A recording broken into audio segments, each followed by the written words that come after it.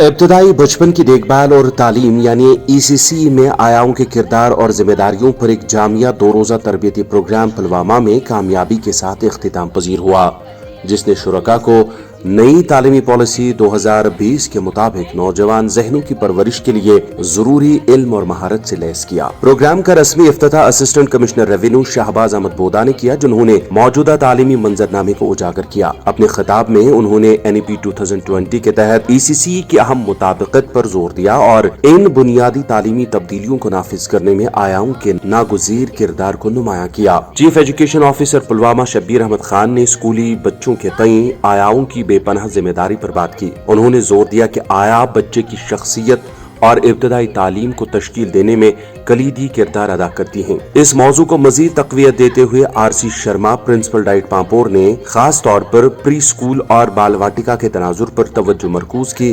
اور ابتدائی سالوں میں آیاؤں پر عائد لازمی فرائض کی تفصیل سے وضاحت کی۔ پہلے سیشن کا انعقاد فاؤنڈیشنل لٹریسی اور نیومریسی مشن کے DNO ڈاکٹر مختار احمد ملک نے کیا۔ ڈاکٹر ملک نے مؤثر اور نرم انداز میں آیاؤں کو موجودہ تعلیمی نظام میں ان کے ارتقائی اور اہم کردار سے متعارف کرایا اور اس بات کو واضح کیا کہ آیا صرف معاون اور مددگار نہیں بلکہ تعلیمی مشینری میں انہیں ضروری مقام حاصل ہے۔ سیشن کے دوسرے حصے میں ماسٹر ریسورس پرسن ارشد حسین میر نے بچوں کی ہمہ جہت نشوونما خاص طور پر بچوں کی جذباتی نشوونما پر بات کی۔ انہوں نے واضح کیا کہ آیا کی طرف سے فراہم کیا جانے والا محفوظ اور پرورش پر مبنی ماحول بچے کی جذباتی فلاح و بہبود کو براہ راست متاثر کرتا ہے، جس سے اعتماد اور تحفظ کی بنیاد بنتی ہے۔ SCRT کی ایک عہدیدار بابرہ شبیر نے آیاؤں کے کردار پر تفصیل سے بات کی اور آیاؤں سے درخواست کی کہ وہ اپنے اہم کام خاص طور پر کنڈرگارٹن ماحول سے پوری طرح واقف رہیں۔ انہوں نے اسکول کی تعلیم میں ایک ہموار اور معاون منتقلی کو یقینی بنانے میں آیاؤں کے کردار پر زور دیا۔ دوسرے دن کا آغاز شین مبرک کے زیر انتظام سرگرمی پر مبنی تدریس کے ایک انتہائی عملی سیشن سے ہوا۔ انہوں نے سرگرمیوں کے ساتھ ماڈیولز کو مربوط کرنے پر توجہ مرکوز کی۔ انہوں نے کہا کہ آیاؤں کو تربیت کے بنیادی اصولوں کو براہ راست عملی کلاس روم کے حالات میں بدلنے میں مدد کرنا ہے۔ دوسرے دن کا آخری اور اہم سیشن ایک اور ماسٹر ریسورس پرسن کھانڈے عاشق حسن نے لیا۔ ان کی بات چیت کا محور